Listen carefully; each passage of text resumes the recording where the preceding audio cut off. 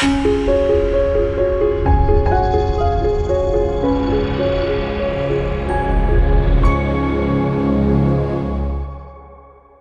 doing Harvest Time Part 2. Harvest Time Part 2. We've been talking about seed time, waiting, harvest time, and this is the second part of harvest time. John chapter 4, verse 35.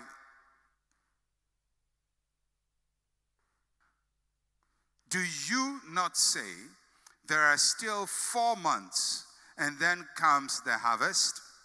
Behold, I say to you, lift up your eyes and look at the fields, for they are already white for the harvest. Jesus is speaking to his disciples about harvest, and in this situation, he's talking about the harvest of souls. And Jesus says, well, you think it's about 4 months more for the harvest. And when he said 4 months more for the harvest, he meant the normal harvest season, the agricultural harvest season. But then he says, look, because the harvest has come. So Jesus is contrasting the normal season of harvest with this new season of harvest. So we learn from this passage that we must recognize our harvest season. We must recognize our harvest season. There is a time for sowing. There is a time for watering. There is a time for waiting. And then there is a time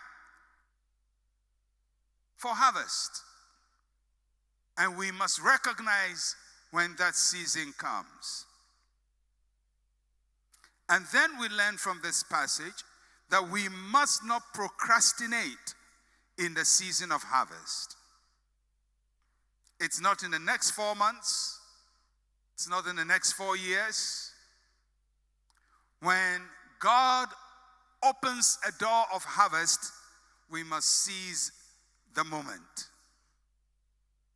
I don't know about you, but when I was young, I used to say, and I think most of you used to say, when I grow up, I will be so and so. When I grow up, I will be a farmer. Or when I grow up, I'll be a doctor. Or when I grow up, I will be a policeman. Now, it's good for you to say that when you are 8 years old. But when you are 30 years old and 40 years old, and you're still saying, when I grow up, I'll be a farmer. When I grow up, I'll be a doctor. Or when I grow up, I'll be a policeman. You definitely have missed your harvest. Because there is a time to expect something to happen, and there is a time for you to live in those things happening. So when it is harvest time, we don't procrastinate. We don't say things like, if God gives me opportunity, if God opens the door, he's opened the door, and you have to go in and harvest. As I said earlier on, last year, 2020, and part of this year, was supposed to be the toughest year, the most unproductive year for many people. Businesses shut down. A lot of people couldn't work. And in a sense, churches also shut down. But when we were shut down, that is when we did our greatest work. Because harvest time sometimes will appear at a time you don't expect. You have to lift up your eyes and see that the harvest is ready. Luke chapter 10, verses 2 and 3. Jesus speaking, he said to them, the harvest truly is great, but the laborers are few. Therefore pray the Lord of the harvest to send laborers into his harvest. Go your way. Behold, I send you out as lambs among wolves. Jesus used the analogy of harvesting to teach about soul winning in the kingdom of God. He used the natural process to teach a spiritual truth. But what Jesus taught about harvesting is not limited only to preaching to win souls. It also has application for how we reap the seeds we have sown into our barns. And in this passage, Jesus showed his disciples how to reap a harvest, and he taught something very interesting. He stated the harvest is great. When there's a harvest time, God opens great opportunities for us. That phrase, the harvest is great, means the harvest is ready. It is available. It is open. It offers you opportunity. The harvest is great. The harvest is ready. The harvest is great also means the harvest is ripe. It is ripe. It's mature. It has come through all the cycle of maturation. It's in its fullness. And the harvest is great means the harvest is rich. It's abundant. Huge rewards. When God brings us to a harvest, he brings us to a harvest that is ready, that is ripe, that is rich. But as I said, it may not have come at the time you were hoping it would come. Because sometimes you pray and pray and pray and pray for something to happen, and then when it happens, you find you are not ready. Because that is exactly what Jesus is talking about. The harvest is great, and then he talks about a challenge. The laborers are few. Great opportunity, but challenge. God opens the door, but we don't have what it takes. The laborers are few. Isn't it interesting that in the midst of great, we are dealing with few? Great opportunity, few laborers. It's like being in a room full of gold, sitting on a high shelf that you cannot reach. You can see it, but you can't get to it. The harvest is great, but the laborers are few. What does that mean? The laborers are few means you don't have the right people. A harvest will put pressure on you and your staff. More people are required at harvest than at sowing. Why is that so? Only one person can sow a field, but that one person cannot reap the harvest of the field. So if you have 10-acre or let's say 5-acre land and you are sowing corn on it, one person can sow all the field. He can go out there and plant, because all he needs to do, make a hole and drop a couple of seeds in there, and that's it. But when harvest comes, the 3 seeds of corn has now become 1,000 on each stalk. And so what is required to harvest is greater than what is required to sow. And that is why Jesus says, the harvest is plentiful, but the laborers are few. It means that many times in life, you may be the one who planted the seed. God used you alone. But when your harvest comes, you're not going to do it alone. The danger with a lot of people is they say, well, I was here, I planted the seed, I was here from the beginning, and when it's harvest time, they want to do it all by themselves. They don't want to bring in other hands. They don't want to bring in other people. Your harvest time will require that you reach out to other people to come and help you to harvest. The harvest is great, but the laborers are few. Don't be narrow-minded at harvest time. You need to be broad-minded. Secondly, the harvest is ready, laborers are few, means you don't have the right experience. A harvest will put pressure on what you know. When the harvest requires sophistication,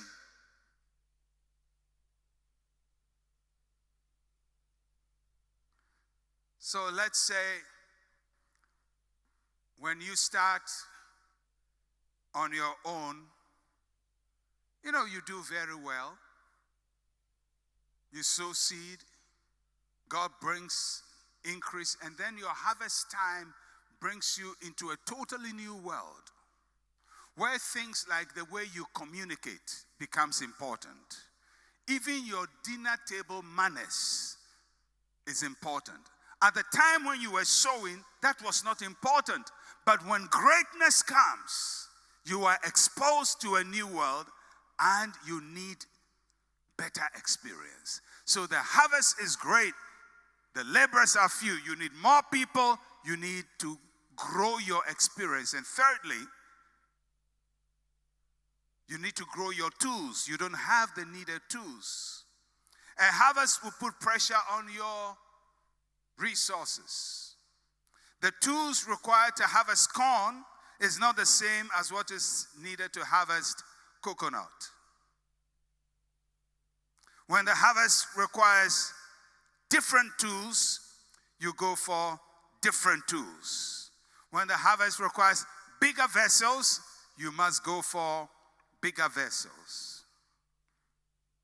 If you're going to enter your harvest, you have to learn to work with people, love people, treat them well, pay them well, make them a part of your team. You have to learn new tools, new technology. You have to acquire new experiences. Why? Because the harvest is great. God has opened big doors. You can't go in with a small mind. You can't. If the door is large, your brain, your thinking, your capacity must also be large. You cannot act in your harvest season as you were in your sowing season. But Jesus then introduces another problem in the harvest season. He says, I send you as lambs among wolves.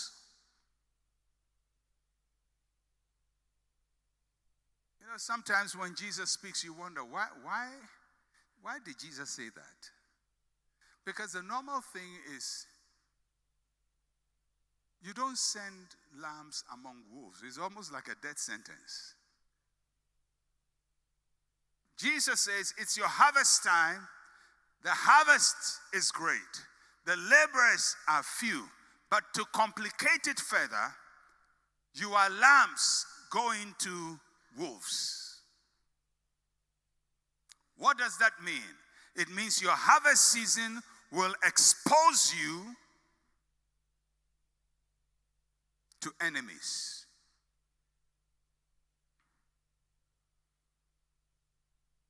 Your harvest season will expose you to hostility. And Jesus says, you are the wolves, you are the lambs, and you're going to be in danger in your harvest time.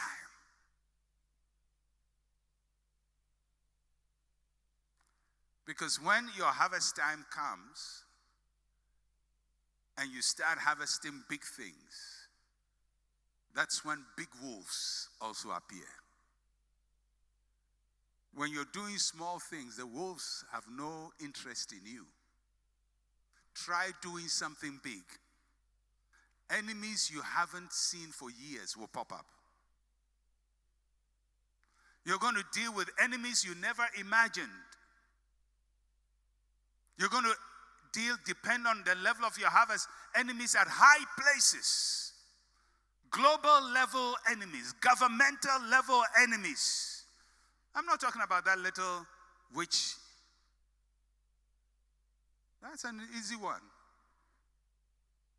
I'm talking about conspiracies at high levels. When your harvest is so great that people feel threatened and are going to do everything to knock you off. That's what Jesus says. If you want to harvest, get ready for wolves. That's why a lot of people leave their harvest untouched. God opens the door for them and they say, wow, too many enemies. Too many enemies. As for me, I don't want enemies, so I don't want people to hate me. Then you'll be a permanent sower who never reaps. Permanently sowing, but never reap. Because anytime it's a harvest time, wolves are going to show up. People are going to try to sabotage you. And let me talk to most of you who are business people and doing business at a high level. Sabotage is normal. Sabotage is normal. Don't come and say, people are sabotaging me. Well, go and read what your master said. I didn't write this book. This is gentle Jesus, meek and mild. Jesus Christ, the Son of God. He says, in your harvest time, I'm going to release you as lambs. Not as wolves, as lambs to wolves. How can a lamb survive against a wolf? Very few. Wolves hunt in the night. Lambs eat in the light. In other words, the weapon of the wolf is darkness. The defense of the lamb is the light.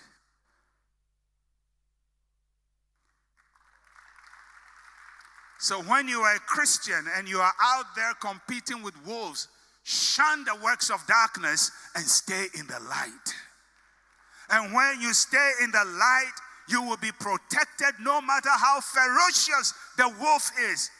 The light of God's word, the light of the power of God will deliver you.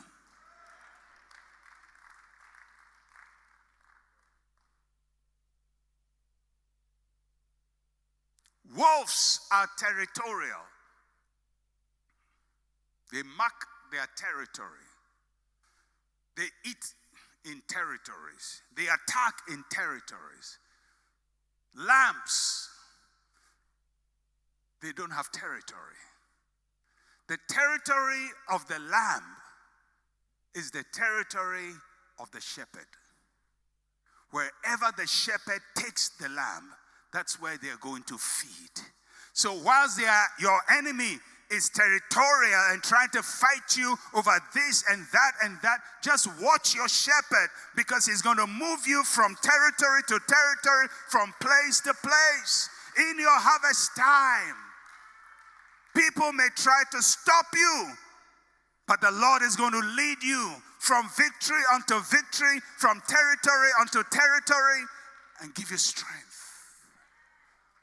That's why he says, I send you as lambs among wolves. It's not a disadvantage.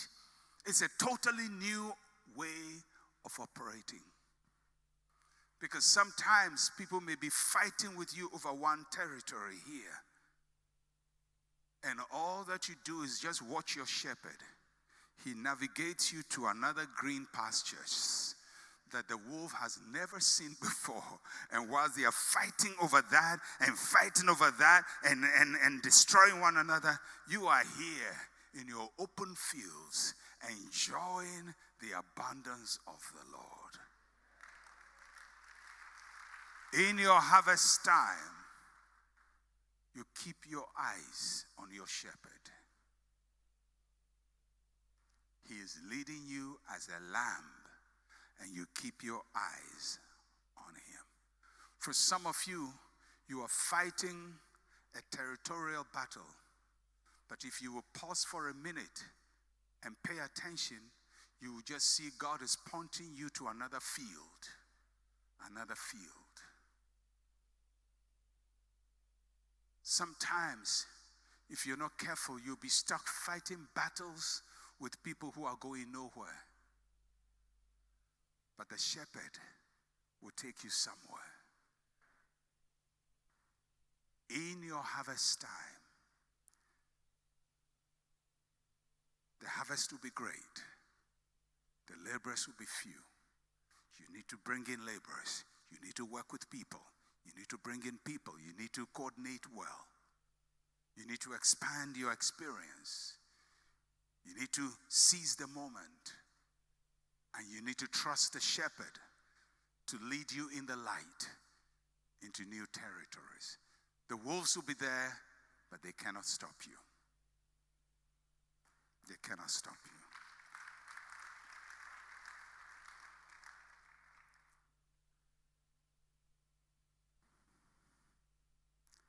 Let me close with this. Your harvest has obligations. Your harvest has obligations. I'm going to talk about 3 of them. I'm going to assume one, and I won't talk about it, but I'm going to talk about 3 things that are important obligations during your harvest time. What I assume, which I won't talk about much, is that every harvest time will favor you. It will benefit you. When you harvest during your harvest time, it benefits you. So you've sown a seed, God blesses you. It's going to impact you. You're going to eat of your fruit, the fruit of your labor. That's normal. But 3 things I want to bring your attention to. In your harvest time, first, you have to learn to give to the Lord. Many times during harvest times, people are so overwhelmed by what they are grabbing that they forget God. Leviticus chapter 23, verse 9 and 10. And the Lord spoke to Moses, saying, speak to the children of Israel and say to them, when you come into the land which I give to you and reap its harvest, then you shall bring a sheaf of the first fruits of your harvest to the priest. God is saying, when I bring you to your harvest, remember to honor God with what he has blessed you with. Don't be so overwhelmed by what God is giving to you in a harvest season. Second, in your harvest season, you give to the poor. You give to the poor. Leviticus chapter 23, verse 22. And when you reap the harvest of your land, you shall not wholly reap the corners of your field when you reap, nor shall you gather any gleaning from your harvest. You shall leave them for the poor and for the stranger. I am the Lord your God. What God told Israel to do is during harvest time, when they went to harvest their field, the corners of the field. So if, let's say, this room is your field, the corners, the ends, the corners of the field, you don't reap them. You reap part of the middle, and you leave the corners, because that is where the poor would come and reap. Poor who have nothing will come and benefit and take something. That is what Ruth was doing in the farm of Boaz, and ended up with other fringe benefits. But but there has to be gleanings. And the principle is simple, that whatever God blesses you with, The poor must benefit from it. The poor must benefit from it. People who don't have must benefit from it. So, as you honor God for what He has blessed you with, remember also the poor. People who don't have, people who are disadvantaged, and help them. And I would say help the poor in such a way that you wouldn't need to help them again next year. In other words, help them in a way that gives them independence, not dependence on you every day coming to you for money, but help them in such a way that they can now build their own lives, generate their own income, and don't need gleanings from you again the next time. Because if all that happens is every year the poor comes to you, you're not helping them. You're not helping them to learn how to sow and reap themselves. So they have to learn how to sow and reap. So give to the Lord, give to the poor, and number 3, very important, you start sowing all over again. Whatever gave you the harvest, you have to go back and start the process. Reinvesting, starting the process all over again, because it's a cycle. As long as the earth remains, seed time and harvest shall not cease. So you don't reap and stop. You reap and sow for the next season, because the cycle must continue.